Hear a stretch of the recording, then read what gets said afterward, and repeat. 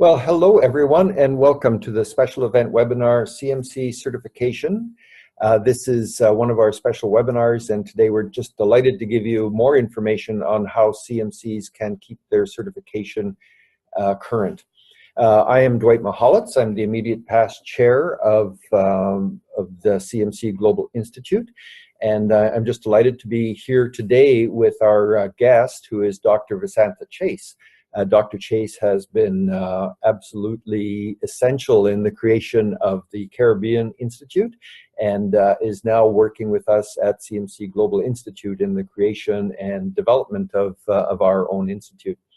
She is our registrar and has been working very hard with others on the board in terms of putting together the recertification process so that we are compliant with CMC Global, who is our parent body, and that we can ensure that all of our members and those that are certified comply to all of the reciprocity requirements. So having said that, I'll now pass it off to you, Vasantha, to continue the discussion.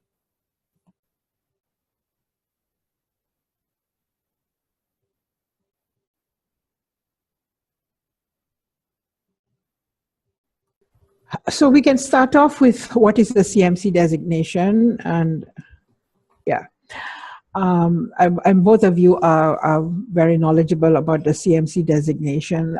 So it's really a standard of competence, ethics, and independence for management consultants.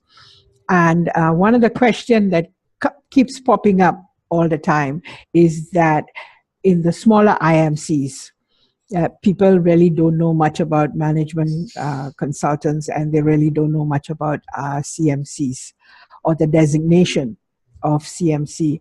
And it is really, and I'm speaking now from my experiences from the Caribbean, it's really up to the IMC now to work hard in their own national jurisdictions to profile a management consultant and to profile the CMC designation. I also need to add here that management consulting, strangely enough, is not in the professional services category in the WTO CPC classification. We are embedded somewhere low down in the business services. So really people, it takes a lot of work, as I'm sure Canada can relate to that, to make sure that your jurisdictions understand the value of management consulting, especially in terms of the export of services and the significance and importance of the CMC designation. A very important benefit of the CMC designation is the mutual recognition agreement that the 49 IMCs within CMC Global benefit from and share, so that in one instance, for example, we certified a management consultant in the Caribbean, and she migrated to Canada with the CMC designation from the Caribbean. She did not have to go to Canada and do the CMC certification there. So we can move from country to country where there are IMCs, and those IMCs will accept our CMC designation. And very important, I mean, now I'm sure in all our jurisdictions you have a lot of people, especially the baby boomers who are retiring, or people who between jobs, they call themselves management consultants. And once we have a CMC designation behind our names, it really puts us ahead of the pack, so to speak. Next slide, please.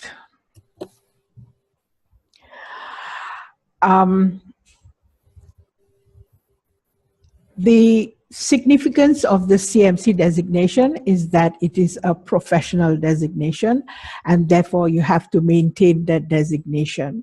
It's not like an academic qualification, like once you get a PhD, then you have it for life.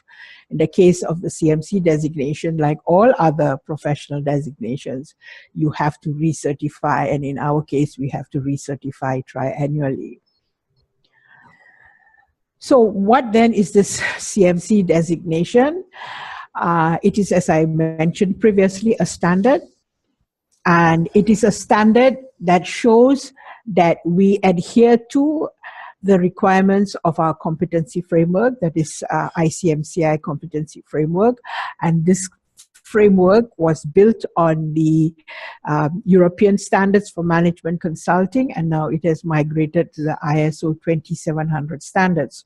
Now you'll all agree that the ISO standards are not mandatory standards.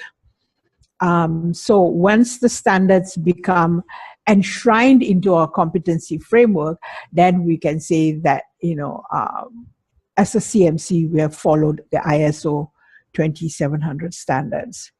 In addition to the competency framework and having a very good understanding, proficiency, and working knowledge of the competency framework, we also have to, of course, have our relevant educational qualifications.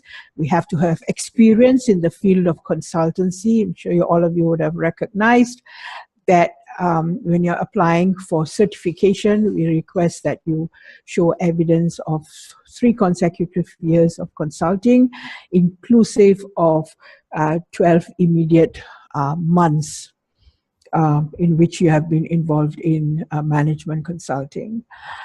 And you have to be able to act independently without supervision. You have to be able to give objective and independent recommendations to your clients.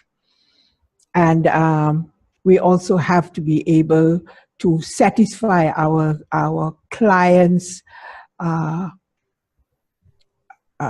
comfort, if you will, that we adhere to the Institute's code of conduct. Next slide, please.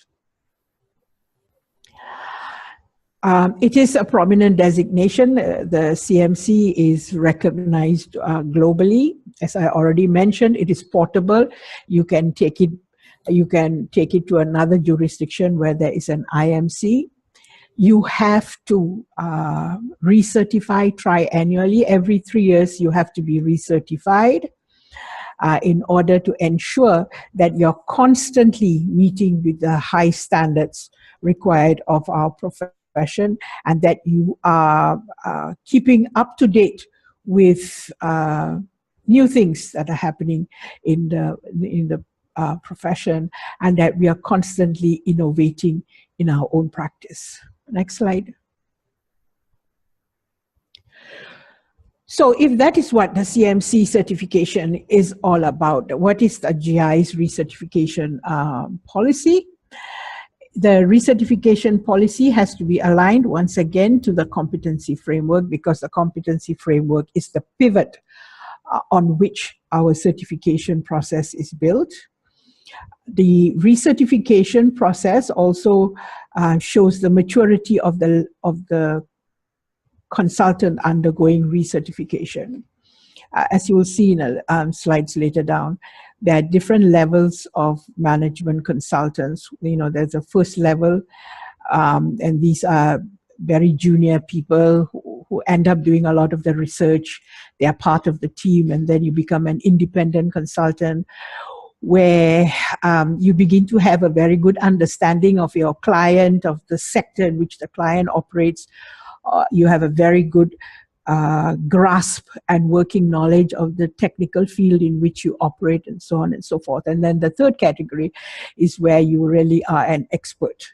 You're an expert as a management consultant. You know the competency framework very well. You know how to apply the different tools. You know how to apply the different competencies to the different stages in the consulting process, and so on. And it reflects the minimum standards established by ICMCI or CMC-Global. Next.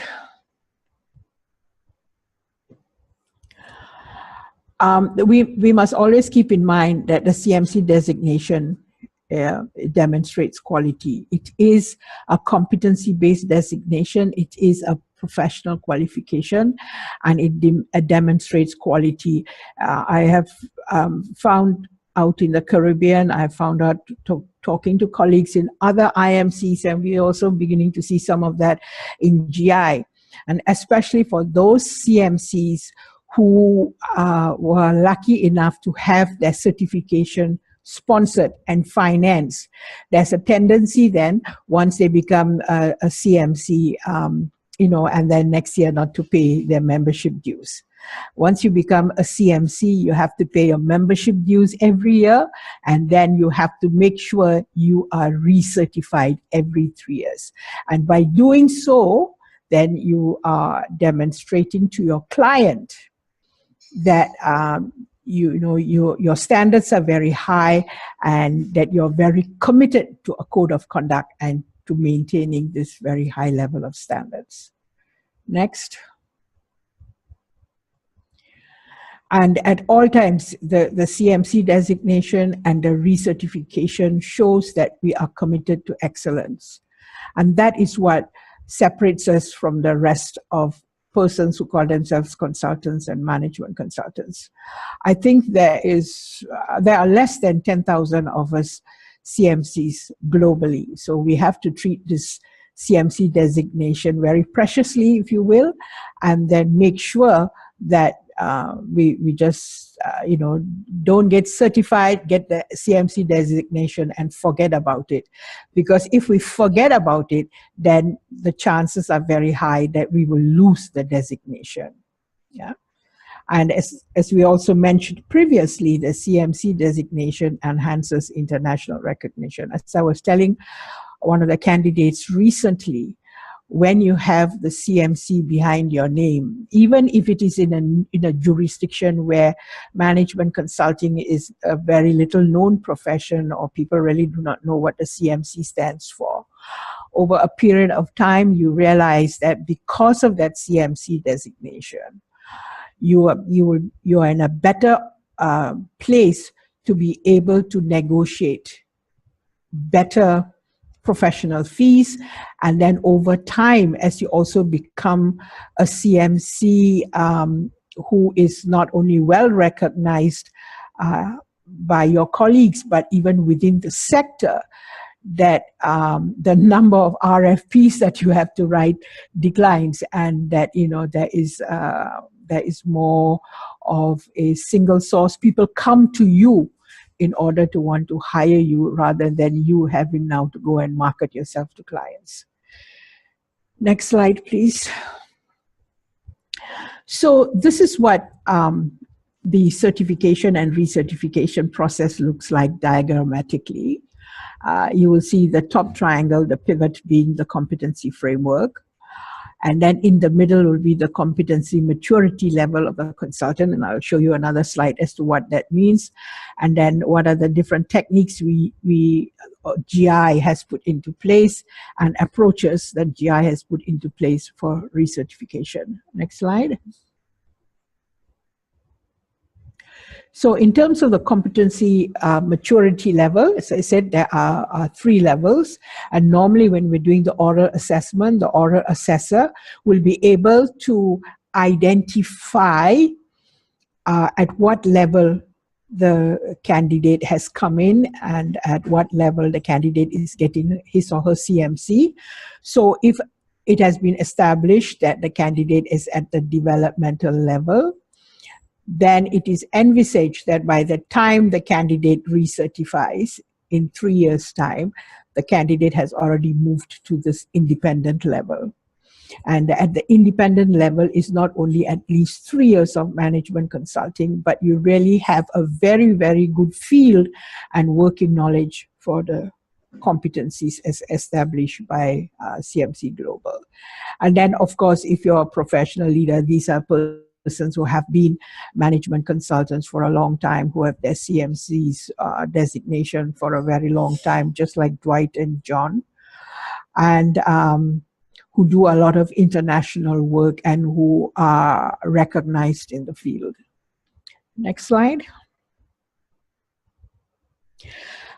This really explains a little bit about the competency framework. It's a little wordy, so I won't go through it. And I hope colleagues will have, when they have some time, will go through this slide more carefully. Next. Next slide, please. So this is what the competency framework looks like. So basically, as a management consultant and as somebody with a CMC, you're supposed to have a very good understanding of the business competence.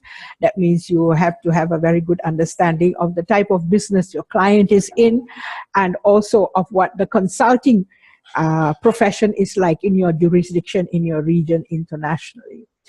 Of course, you have to have technical competence, and that means, the functional specialization.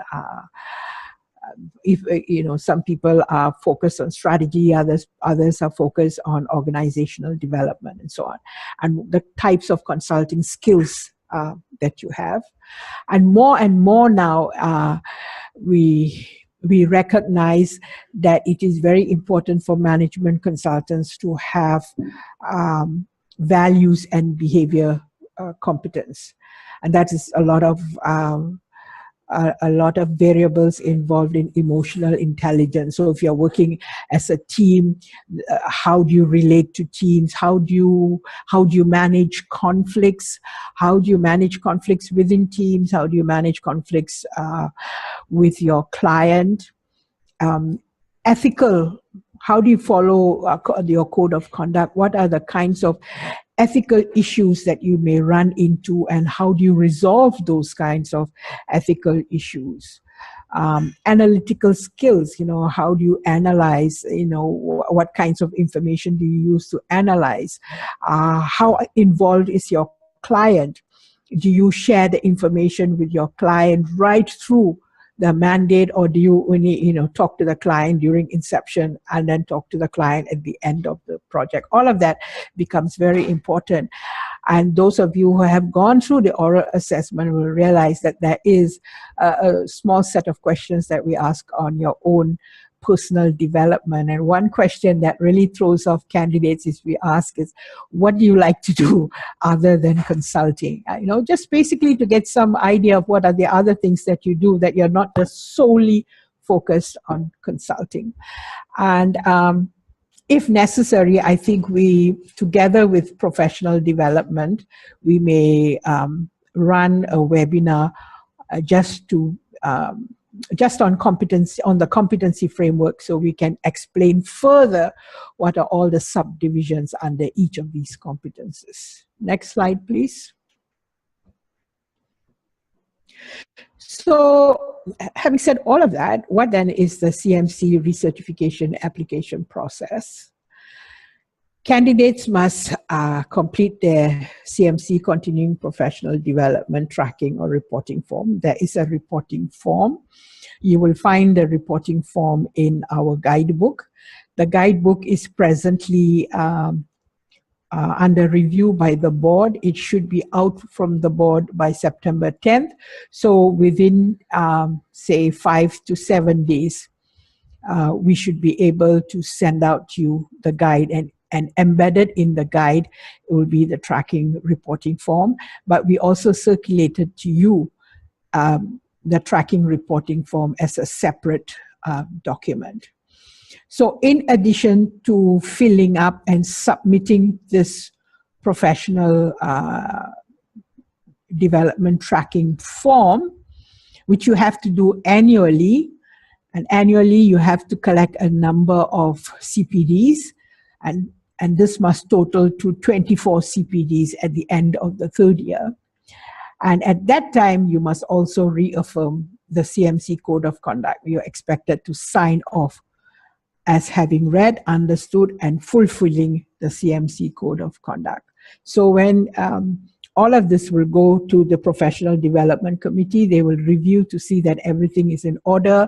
Then it comes to the Certification Committee for validation.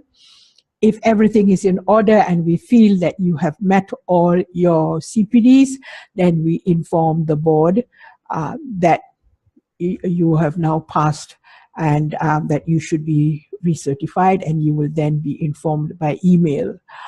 Now, if you, as we will see a little later, there may be situations where you don't fill up your CPD on time, or you do not submit a properly articulated CPD. Then there are other things that both GI and you will have to do. Next slide, please.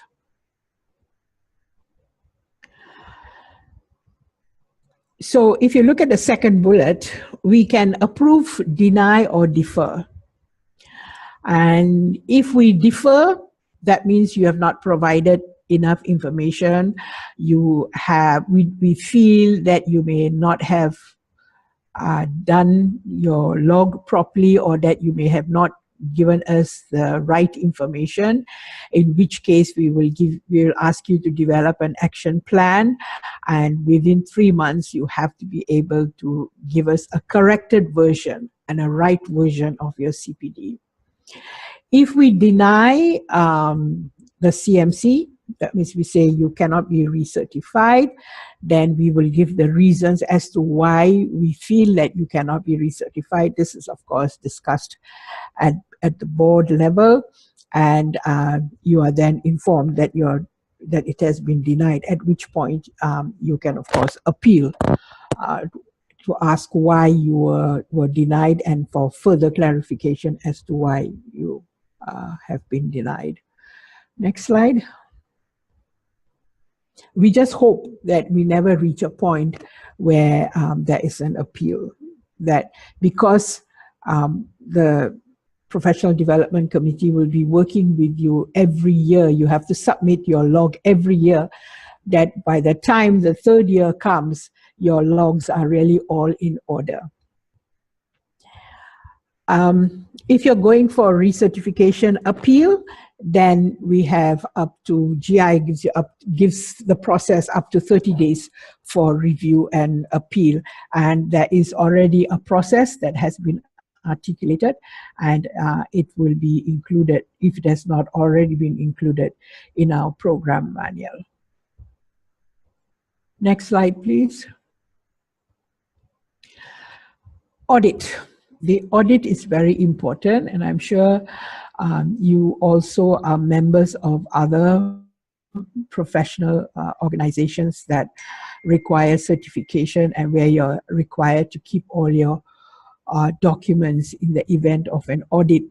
We can do a sample audit, and we may require you to submit your files in order to show us that what you reported in your log form was actually correct. So we will encourage all candidates, or not all CMCs, to make sure that they open up a file from the time they start collecting their CPD. So for instance, if you go to a conference, it will be a good idea if you can make sure that you get a certificate of participation, or if you attend a webinar, make sure they give you some kind of certification that states that you attended a webinar hosted by so-and-so on such a date, and this was the subject matter, and the webinar was for X number of hours. And so here we're saying that we have the right to audit CMC recipients at any time. And during the audit process, the CMC recipients' credentials will be maintained. And so you will be an active CMC until such time as we have completed the audit. And I also want to state here that all of us who have access to information provided by candidates have to sign a declaration of confidentiality. So confidentiality is maintained at all times. As I said, we have to sign this declaration, and that confidentiality is maintained at all times by all of us who have access to each of the candidates' files. Next slide, please. So for you to earn CPDs, you have to track and report at least 8 CPDs annually. So that means by the time you reach the 3 years, you have to have shown evidence of having collected 24 CPDs. In some institutes, they give you the option of providing the log at the end of the 3rd year, and that's what we do in the Caribbean. But I have found it much easier to keep a log every year rather than to wait at the end of the 3rd year, because you may forget a number of things. So submitting a log every year is easier, and in the case of GI, it is a requirement that the log be submitted every year. And you can start your reporting, you can start collecting your CPDs from the day of your CMC certification. So you can start collecting from the 29th or the 30th of August. You cannot, if you get your certification on the 29th of August and you're going to collect from 29th or the 30th of August, you can't collect from, say, the 1st of August. You have to collect from the date after you receive the certification. And you have to report it on the annual anniversary date. So if I get my CMC on the 29th of August 2017, 29th of August 2018, I have had to submit my log for my first year. Next slide, please. So there is a point system to collect these CPDs. It's a little cumbersome, but we do explain how you can collect these points both in the guide and in the log. And you can collect points for education, work experience, CMC-GI, and CMC-Global activities. And that's why I keep telling colleagues, if you're doing work for CMC-GI, like if you're doing translating, if you're doing mentoring, please keep a log of the number of hours that you have spent. In the case of Otto, who is the candidate that you're mentoring, what period you're mentoring this candidate for, and every time you mentor the candidate, please keep a log. And similarly with Valero, you did the translation, how long did each of the PowerPoint translation take, how long did the translation of the log take. Please keep a spreadsheet of that time that you spent. And you must submit your CPDs according to each of these categories, because each of these categories have different CPD units. So you must submit a category for education. Education here means, if you do continuing education, like you attend webinars and you attend seminars and courses. Any work that you do for CMC-GI or CMC-Global activities, and any other professional activities. You may, for instance, be on a board of another association where you're doing some work that really relates to what you would do as a CMC. All of that is reported. It has to be reported. And this timely reporting is important. So if by August 29, 2018, I have to submit my log, I have to submit it by then. If I miss the date, I am given 30 days. If I miss that, then John and his committee will be behind you. And if you do not recertify, so you did not recertify for the first year, for the second year, and then third year, you have to recertify. And if you do not recertify, then we give you 3 months to complete the log for the 24 CPDs. If you don't do that, then your designation will be suspended until your recertification package is submitted. Now, for you to maintain your CMC designation, you have to be a member in good standing. So you have to continuously keep paying your annual membership dues. We are faced with a situation now in the Caribbean where this candidate was a sponsored candidate, got the CMC designation. For the first year, did not pay the membership dues. A second year, was asked to pay the membership dues, was given a payment plan, and did not do anything about it. The third year, he did not pay his membership dues, and he submitted his log, but his log was not accepted because he's not a member in good standing. So that has now gone to appeal. So we should not run into those kinds of situations. We just say, if GI says we need to submit on a log every year on the anniversary of our certification, then we should just do it. So instead of running into all of these kinds of difficulties. Next slide, please. So I already mentioned the first bullet. You can collect CPDs only after receiving a CMC designation. There's also a tendency for some persons, because they did not keep a record of all the work that they had done or they had forgotten, when it comes time now to filling up their CPD log, they're rushing to try and find the points that they attended a workshop, or rather they conducted a workshop, and they may try to, from that one workshop, they may try to collect CPD points for under work experience and also under CMC-GI activities. And that is why we require that candidates keep their file so that if necessary, we can audit it. And also, when you're submitting your CPD log, you don't only state that I have collected 2 units for this year for work experience. You have to show how you collected, what were the different things that you did to collect the 2 units. So there has to be, your submission has to be evidence-based.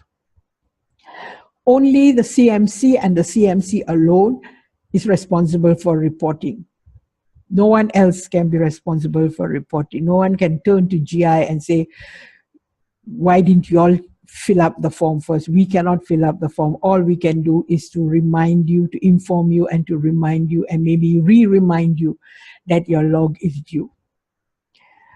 And you must report it in the GI CPD reporting form. I want to go off on a little tangent here and add that we are certifying people who may be coming from a provisional IMC.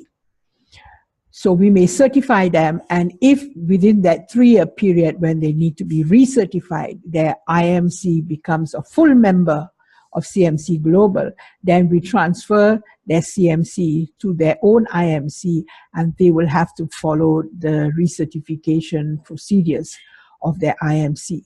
But having said that, I can very easily tell you that all IMCs follow the recertification processes very closely. If there's any change at all, it's just very, very minor. Next slide, please. So in the different kinds of categories that you can collect, you have for education, and the first set of bullets explain how you can collect under this category called education. And the minimum units to be earned and tracked. That means for education, every year you have to show evidence of 3 CPDs. And you can collect a maximum of 8, but we are going to make some changes to that. And I'll tell you why we are making those changes, because we need you to show that you have collected a minimum of 3. You need 3 CPDs for education every year. You may have done so much work, you can show that you have collected 8 units. All of that for purposes of the recertification really comes to naught other than the 3, because you can only carry forward 1 CPD. So if you have collected 8, you can take 3 out of that 8 for your annual log, and then you can carry 1 forward. So you will have 4 CPDs that you really cannot do anything with. Right? Next slide. So we also collect CPDs for work experience. Consulting, so we need to keep a log of how many billed hours did we do during that period of 1 year. And that can be both supervisory or administrative, or even, of course, a consulting.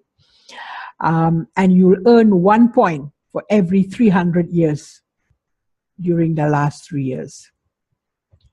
But remember, you can only start collecting after you get your CMC. So if you're going to report on work experience for August 29th, 2018, you can only show evidence of the number of hours you have put in work experience for the period August 29, 2017 to August 29, 2018. And here the minimum units to be tracked are 2, and remember you get 1 point for every 300 hours. And the maximum points are 4. We will probably reduce the maximum. Yeah, we'll leave it at 4, yes. Next slide, please. In terms of professional activities, some of the examples, if you go to Astana, for instance, if you participate in Astana, make sure you have a log of how many hours were spent in Astana.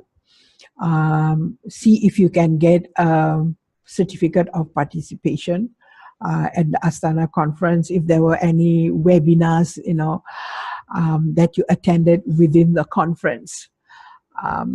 If you have published an article or a book, you can collect some points.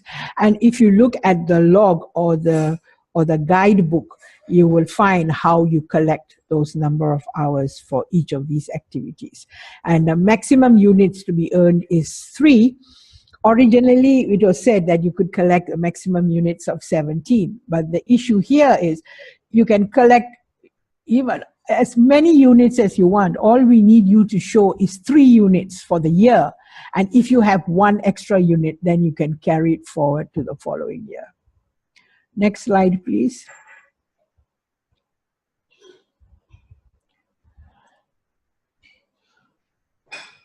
So you can report your CPDs up to 1 month after the expiration date. So if my expiration date for my first year is 29th August 2018, I have up to 1 month. So I have up to September 30th, 2018.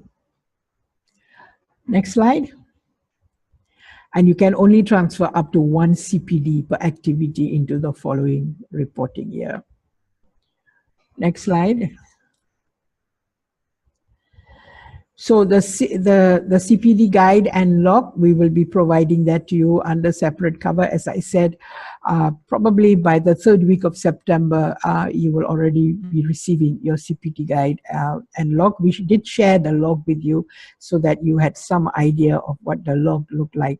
We, both John and I, will have to do just a little bit of editing to finalize it. And as I said, you will have the guide and the log in its final stages in the 3rd week of September.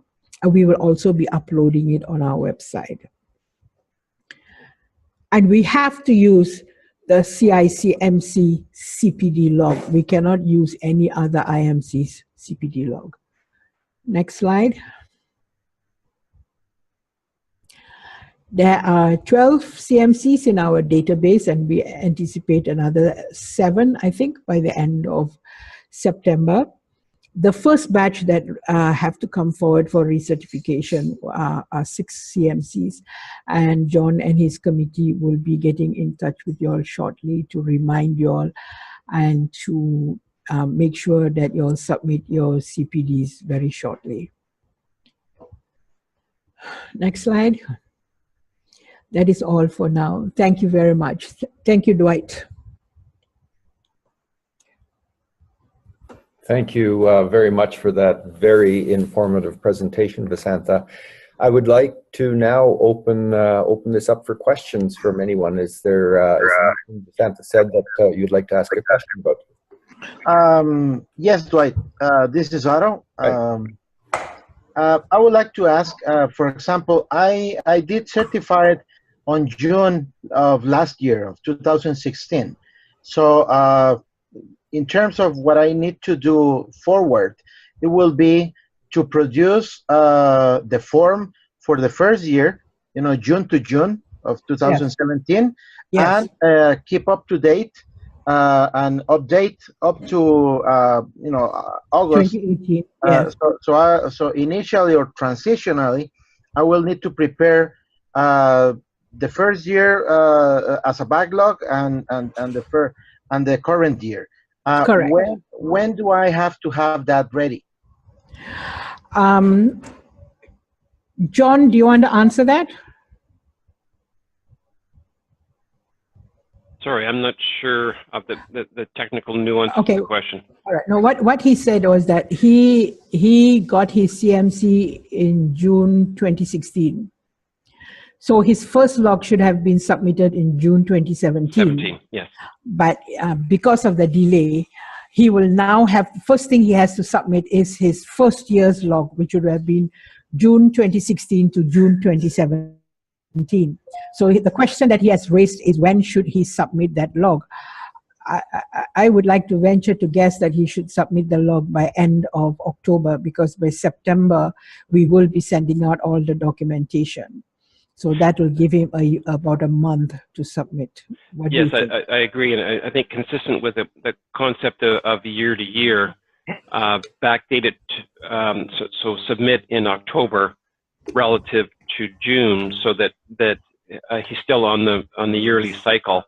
Correct. And come June 2018, then he would submit his second year. Second, yeah. Yeah. Correct. Okay, good. Okay, thanks. I have a question for you, Vasantha. Okay. If I have CPD requirements for another professional association that I'm a member of, can I use it toward the CMC Global Institute CPD? If it can be categorized or classified under any of the three activities, and you provide the relevant background information, yes, it can. I have another question. In case you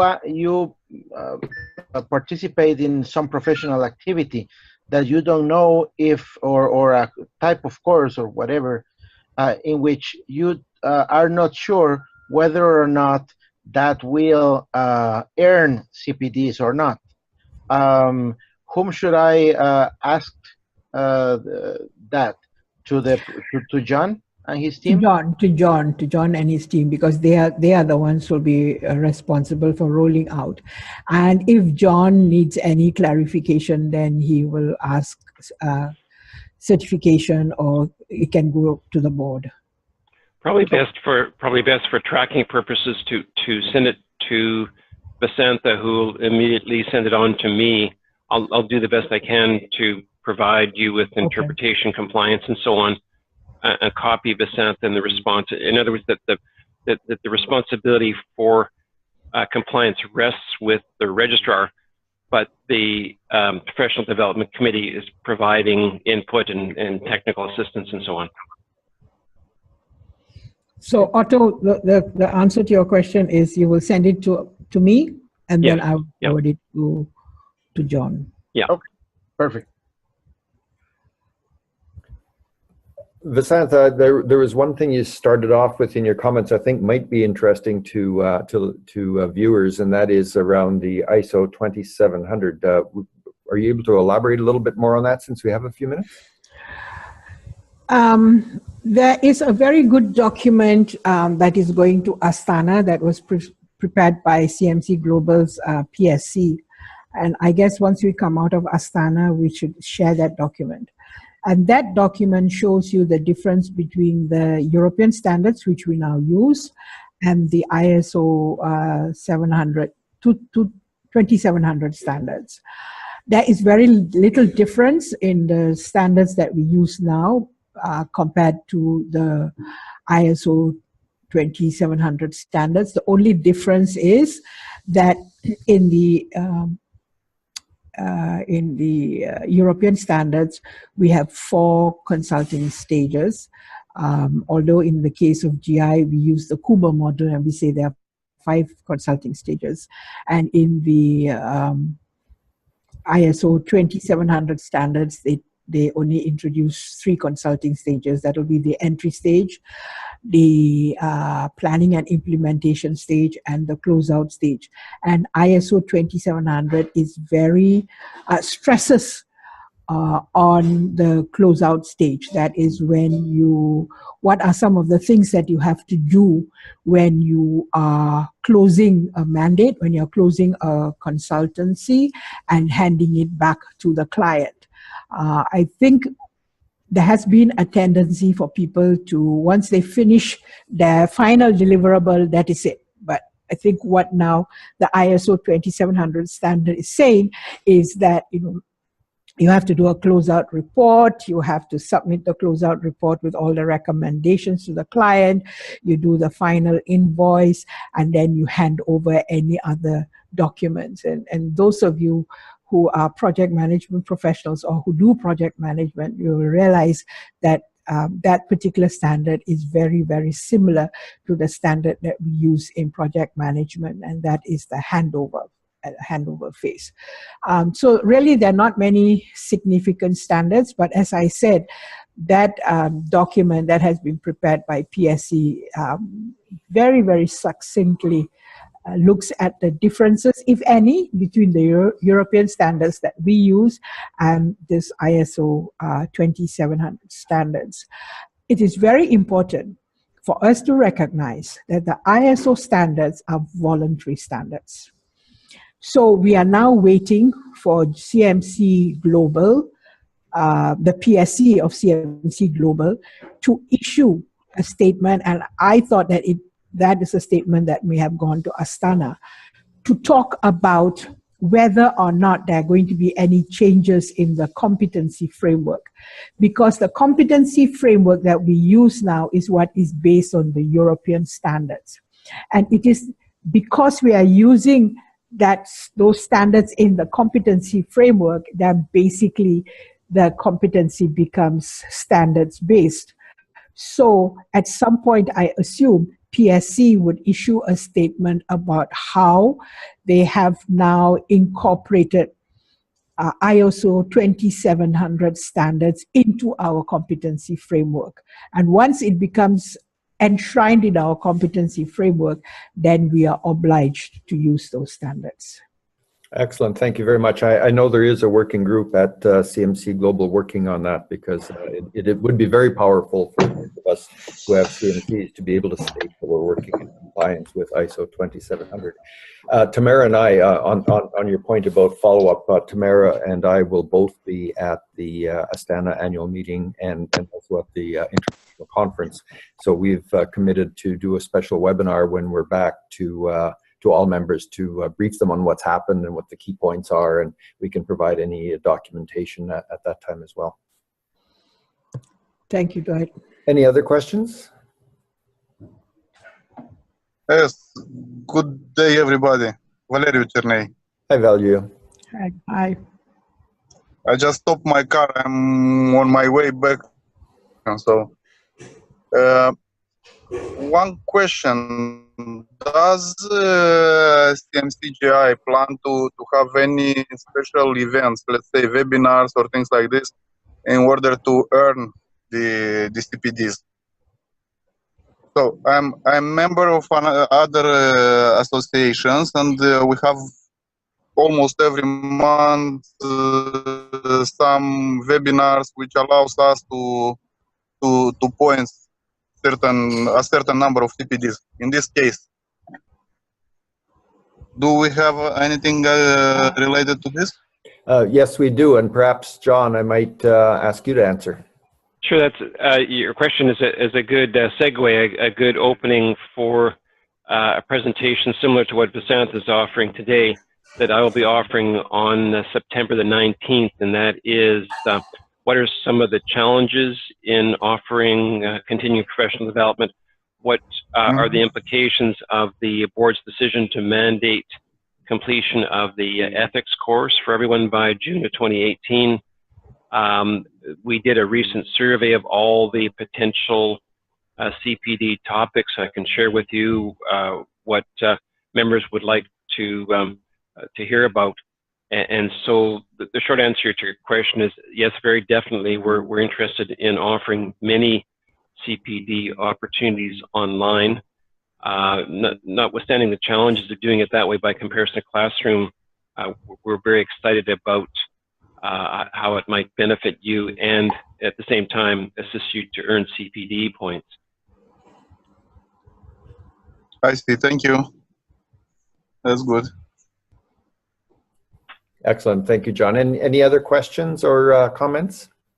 I have another question for Vasantha. Do you have any sense in terms of how what is proposed here compares to other professional associations? Could it be said that almost all professional associations obligate CPD in some form? Oh, yes, definitely. Once it's competency based, it has to be there is an avenue and modality for CPDs. So the concept of once I get my designation, I'm good to go until I retire unless I get disciplined, it has been pretty much phased out, I assume. I hope so, yes, yes, yeah. And that's one thing I really appreciate personally as the CMC designation is that it is a robust designation, and our reciprocity globally is something that most other professions don't offer. So it's something we need to protect, and all CMCs really do need to keep current.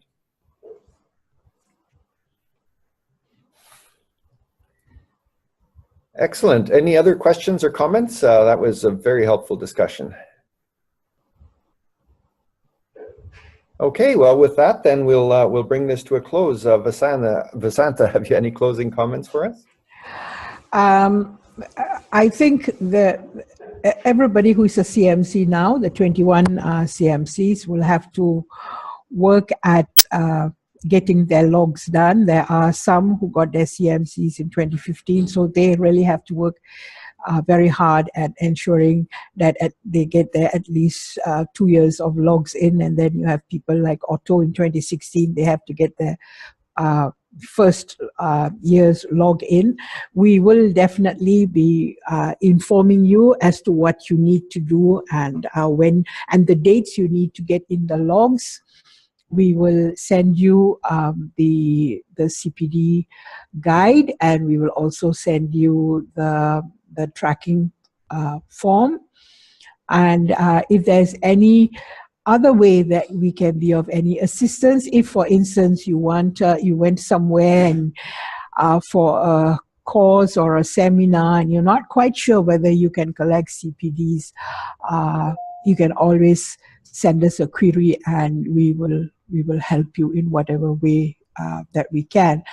I just want everybody to recognize that getting the CMC designation is just part of the process. Maintaining that designation is a more important process. And being a member in good standing is just as critical, because if you're not a member in good standing, you may lose your designation or you may not be allowed to recertify. Thank you, Dwight. Thank you very much, Vasantha. Words of wisdom to close on. Thank you. I really appreciate your time and putting together this information. It's been very helpful. We will be creating a YouTube version of this, and we'll be sending the slides and other documents around within the next 10 days or so, I would say, from the end of this. So thank you all, and have a great rest of your day, wherever you are and whatever time zone you're in. Bye. Bye. Bye.